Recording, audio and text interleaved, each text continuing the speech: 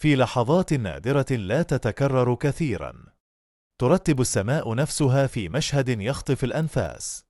تصطف الكواكب، وتتلاقى الأجرام السماوية في عرض كوني مهيب.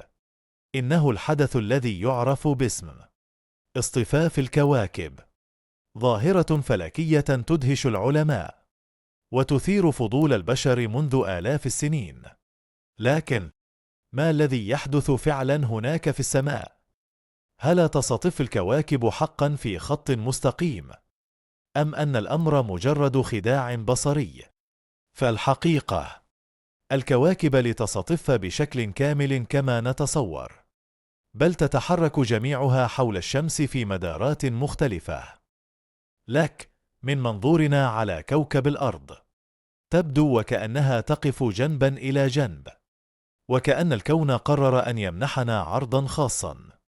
في هذا الحدث النادر يمكن رؤية عدة كواكب في وقت واحد، مثل كوكب المشتري العملاق، وكوكب زحل بحلقاته الشهيرة، وكوكب المريخ بلونه الأحمر الغامض، وكوكب الزهرة الأكثر سطوعا في السماء.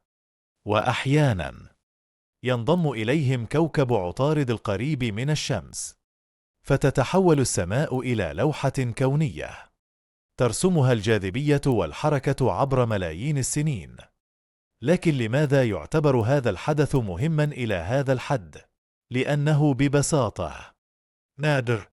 بعض أنواع اصطفاف الكواكب لا تحدث إلا كل عدة سنوات، وأحيانا كل عقود، ولهذا يترقبه العلماء والهواة حول العالم.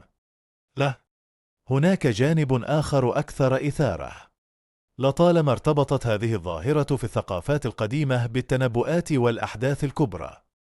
ففي الحضارات القديمة كان يعتقد أن اصطفاف الكواكب يحمل رسائل غامضة أو ينذر بتغيرات كبرى في العالم. أما اليوم فنحن نعرف الحقيقة العلمية. لا، هل انتهى الغموض فعلا؟ بعض العلماء يرون أن اصطفاف الكواكب قد يؤثر بشكل طفيف على الجاذبية، لكن هذا التأثير ضعيف جدا ولا يشكل خطرا على الأرض. ومع ذلك يبقى المشهد نفسه مدهشا.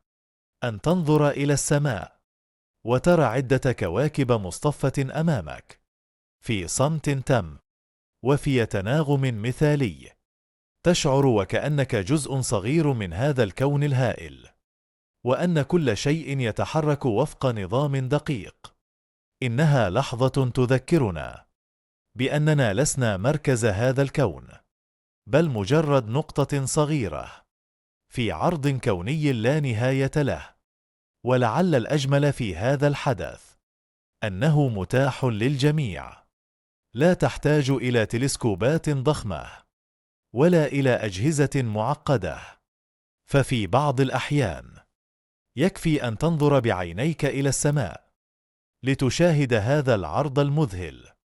لك عليك أن تعرف متى تنظر وأين. فبعض الكواكب تظهر قبل شروق الشمس، وأخرى بعد غروبها، وكل لحظة لها سحرها الخاص. ومع تطور العلم أصبح بإمكاننا التنبؤ بهذه الظاهرة بدقة ومعرفة مواعيدها قبل حدوثها بسنوات.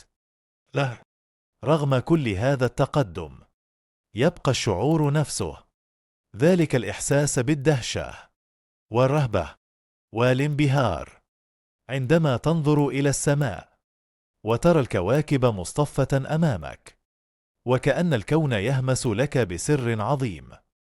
فهل سيحمل هذا الاصطفاف القادم مفاجأة جديدة، أم أنه مجرد تذكير بجمال هذا الكون؟ سؤال يبقى معلقا في انتظار الليلة التي تنظر فيها إلى السماء وترى الكواكب مصطفى أمام عينيك.